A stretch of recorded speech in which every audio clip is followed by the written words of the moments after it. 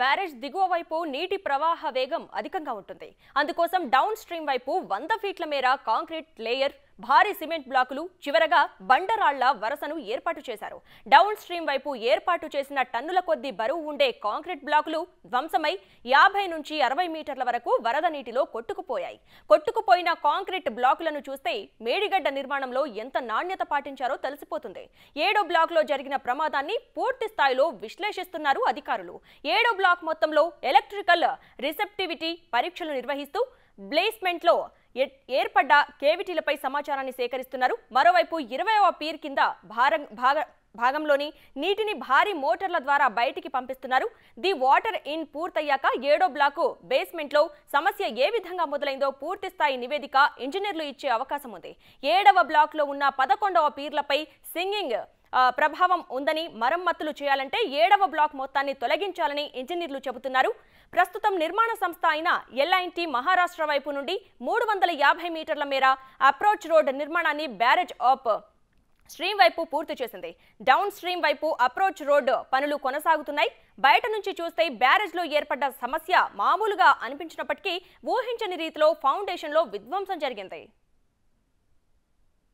Medigadda barrage లోపల అసలు problem ఎంతవరకు ఉంది, అసలు దాని తీవ్రత ఏం తెలుసుకోవడానికి నిర్మాణ సంస్థ ఎల్ఎంటీ మరమ్మత్తు పనులు మొదలుపెట్టింది. ప్రస్తుతం మనం చూసుకుంటే అప్ స్ట్రీమ్ సైడ్ అంటే వరద ఎగువ సైడు ప్రధానంగా అటు మహారాష్ట్ర పోచంపల్లి సైడ్ నుంచి చూసుకుంటే 350 మీటర్ల అప్రోచ్ రోడ్డు నిర్మాణం అయితే చేస్తూ ఉంది. ఇది 90+90 లెవెల్ వరకు కూడా ఈ అప్రోచ్ రోడ్డు నిర్మాణం చేస్తుంది. అప్రోచ్ రోడ్డు నిర్మాణం తర్వాత షీట్స్ పైల్స్ను కూడా ఏర్పాటు చేసి వాటర్ని ఇక్కడ నుంచి అటు 6th నుంచి 5th బ్లాక్ వరకు డైవర్ట్ చేసి అసలు ఇక్కడ పూర్తిగా డీవాటరింగ్ చేసిన తర్వాత ఏం జరిగిందనే దానిపై కూడా పూర్తిగా స్టడీ చేయనున్నారు. అయితే మనం ఒకసారి విజువల్స్లో చూసుకుంటే మాత్రం ప్రస్తుతం మనకు కనిపిస్తున్నటువంటి ఆ రాళ్ళు ఏవైతే ఉన్నాయో వచ్చే వరదను తట్టుకోవడానికి మొదటగా ఆ రాళ్లతో కూడినటువంటి పొర ఏర్పాటు చేశారు. ఒక రాళ్లతో కూడిన ఒక సెక్యూరిటీ వాల్ ఏర్పాటు చేశారు. ఆ రాళ్ళ తర్వాత సిమెంట్ కాంక్రీట్ సంబంధించినటువంటి బ్లాక్స్ ఏర్పాటు చేశారు. ఆ బ్లాక్స్తో తర్వాత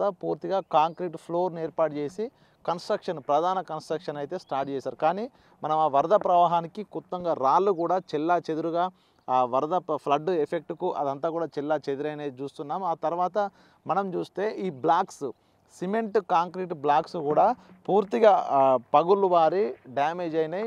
ఈ పగుళ్ళ లోపల కూడా పూర్తిగా నీరు వెళ్ళిపోయి ఈ కింది భాగం మెయిన్ స్ట్రక్చర్ రాఫ్ట్ వరకు కూడా వాటర్ ఫోర్స్తో వెళ్ళి అక్కడటువంటి ఇసుకను కూడా డౌన్ స్ట్రీమ్ వైపు నెట్టుకుంటూ వెళ్ళింది. సో అందుకే అక్కడ భారీ స్థాయి గుంత ఏర్పడి ఈ వెయిట్ భరించలేక అది డౌన్ అయ్యి సింక్ అయిన పరిస్థితి అయితే ఉంది. ప్రస్తుతం ఇది మనం అప్ స్ట్రీమ్ సైడ్ చూసాం, అంటే ఎగువ భాగం వైపున చూసాం బ్యారేజ్కు సంబంధించి.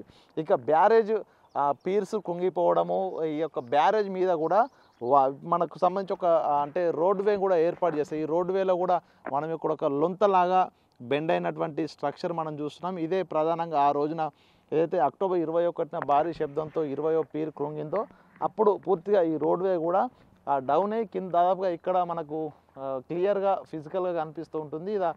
ఈ రోడ్వే కూడా పూర్తిగా డౌన్ అయ్యి ఇక్కడ ఒక లొంతలా కనిపిస్తూ ఉంటుంది. ఇది ఈ ఎఫెక్టు పూర్తిగా ఈ యొక్క 7th బ్లాక్ డ్యామేజ్ కావడం 20వ పీరు నుంచి 19, 18, 17 పీరు వరకు పూర్తిగా కుంగడం వల్ల ఈ యొక్క ఎఫెక్ట్ ఏర్పడింది. ఇక మనం చూసుకుంటే ఇది ప్రస్తుతం గేట్లు ఉన్న వైపు ఈ రేడియల్ గేట్స్, ఆ తర్వాత డౌన్ స్ట్రీమ్ వైపు బ్యారేజ్కు డౌన్ స్ట్రీమ్ వైపు అంటే ఈ గేట్లు తెరిచిన తర్వాత కూడా భారీ వేగంతో వచ్చేటువంటి వరద నీరు ఉధృతంగా కిందికి దిగువ వైపు వెళ్ళిపోతుంది. అయితే ఇక్కడే ఈ డౌన్ స్ట్రీమ్లోకి నీరు వెళ్తున్నప్పుడే ఈ వాటర్ ఫోర్స్ అనేది అధికంగా ఉండడము, ఇక్కడ ఏ స్థాయి లోపల ఫ్లడ్ ఫోర్స్ వస్తుందని అంచనా వేయకపోవడమే ప్రధానంగా బ్యారేజ్ డ్యామేజ్ కావడానికి కారణంగా నిపుణులు చెప్తున్నారు. ప్రస్తుతం విచారణలో కూడా అదే తెలుస్తూ వస్తుంది. సో అంటే ఇక్కడ ఎంత ఫ్లో వస్తుంది, ఆ ఫ్లో వస్తే ఈ బ్యారేజ్ తట్టుకుంటుందా, ఈ డిజైను ఆ ఫ్లోకు ఆ ప్రెషర్కు తట్టుకుంటుందా అనే దానిపై కూడా కొంత క్లారిటీ మిస్ అయింది. కాబట్టి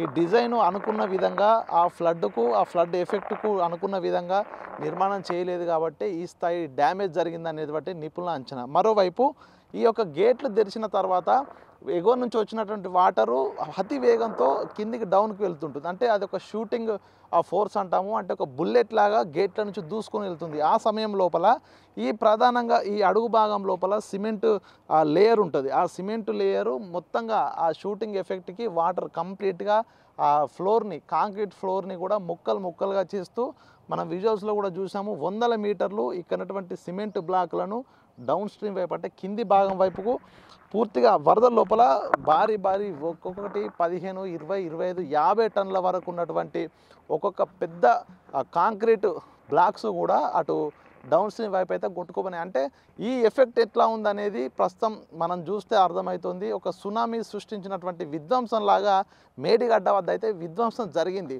అయితే నిజానికి ఈ స్థాయి లోపల వరద వస్తుందని చెప్పి 100 సంవత్సరాలు అంటే పాస్ట్ హిస్టరీ 100 సంవత్సరాల హిస్టరీని వరద హిస్టరీని అంచనా వేసి ఈ యొక్క బ్యారేజ్ నిర్మాణం చేయాల్సి ఉంటుంది. ఆ స్థాయి కంటే మరొక 500 సంవత్సరాలు 100 సంవత్సరాల వరకు వైబుల్ ఉండే విధంగా కూడా ఈ డిజైన్ చేయాల్సి ఉంటుంది. దానికి అనుగుణంగానే మెటీరియల్ కూడా ఆ నాణ్యత స్టాండర్డ్స్ పాటించాల్సి ఉంటుంది. కానీ ఇక్కడే ప్రధానంగా అధికారులు ఒక ఫ్లడ్ లెవెల్ను అంచనా వేయడం, ఫ్లడ్ ఫోర్స్ను అంచనా వేయడంలో మిస్టేక్ చేశారు. దాంతోపాటుగా ఆ యొక్క ఫోర్స్ ఏ విధంగా ఉంటుంది, ఇక్కడ బ్యారేజ్ స్టేబుల్గా ఉంటుందనే దానిపై కూడా కొంత క్లారిటీ మిస్ కావడంతోనే ఈ యొక్క నిర్మాణం ఈ రోజున డ్యామేజ్ అనేది కూడా తెలుస్తుంది. దీంతో 4,000 కోట్లు సుమారుగా 4,000 కోట్ల ప్రజాధనం కూడా పూర్తిగా వృధా అయిపోయి ఈ రోజున గోదావరి నీళ్ల పాలన పరిస్థితి కనిపిస్తోంది. మేడిగడ్డ బ్యారేజ్కు ప్రభుత్వం 3,625.82 కోట్లు ఖర్చు చేసింది. బ్యారేజ్కి ఇప్పుడు మరమ్మతులు చేయాలంటే సుమారు 1,000 కోట్లు ఖర్చు అవుతోందని అంచనా వేస్తున్నారు. మరమ్మతులు బ్యారేజ్ భవితవ్యాన్ని పక్కన పెడితే ఇంత నిర్లక్ష్యంగా బ్యారేజ్ నిర్మాణం చేయడం, డిజైన్ల లోపాలు, నాణ్యత పాటించకపోవడంపై ఎవరు బాధ్యత వహించాలన్నదే $1 మిలియన్ ప్రశ్నగా మిగిలింది. ప్రపంచవ్యాప్తంగా పేరు పొందిన ఎల్ఐటి సంస్థ నిర్మాణం చేయగా తెలంగాణ ప్రభుత్వానికి చెందిన ఇరిగేషన్ శాఖ ఇంజనీర్లు పనులను పర్యవేక్షించారు.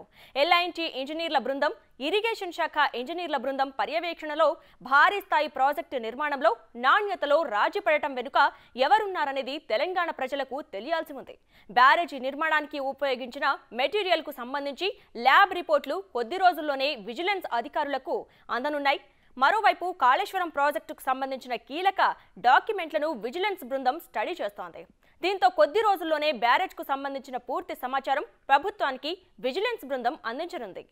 మేడిపండును పోలిన మేడిగడ్డ బ్యారేజ్ ప్రస్తుత పరిస్థితి 100 కోట్లు ఖర్చు పెడితే కానీ మరమ్మతులు కాని పరిస్థితి ప్రస్తుతం ఉంది. అయితే మరమ్మతులు చేసిన బ్యారేజ్ పనిచేస్తుందా లేదా అనేది ఇంకా అనుమానాస్పదమే. ఈ స్థాయిలో ప్రజాధనాన్ని దుర్వినియోగం చేసిన నిర్మాణ సంస్థలు, అధికారులపై ప్రభుత్వం చర్యలు తీసుకుంటుందా, అసలు ఈ బ్యారేజ్ భవిష్యత్తులో పనిచేస్తుందా లేదా అన్నది ప్రభుత్వమే తేల్చాల్సి ఉంది. వీడియో జర్నలిస్ట్ సంతోష్తో Venu big TV, Medigadda barrage నుండి.